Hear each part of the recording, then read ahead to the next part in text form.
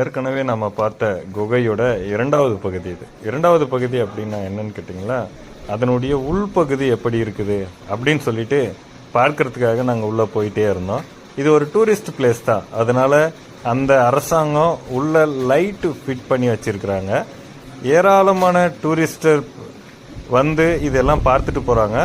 ஆனால் உள்ள சில அபாயகரமான குகைகளும் உள்ளே இருக்குது. அங்கே எல்லாம் நோ என்ட்ரி போட்டு வச்சிருக்கிறாங்க.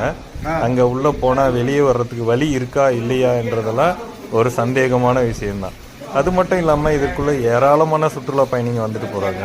இது எங்கே இருக்குது அப்படின்னு நீங்கள் கேட்டிங்கன்னா, 7 சிஸ்டர் ஃபால்ஸ் அப்படின்னு சொல்லுவாங்க. மேகாலயாவில் மிக பிரசித்தி பெற்ற ஒரு ஃபால்ஸ் அது. அந்த நீர்வீழ்ச்சி வந்து அக்கா தங்கைகள் நீர்வீழ்ச்சி அப்படின்னு சொல்லுவாங்க. அது 7 நீர்வீழ்ச்சி ஒரே இடத்துல விழும்.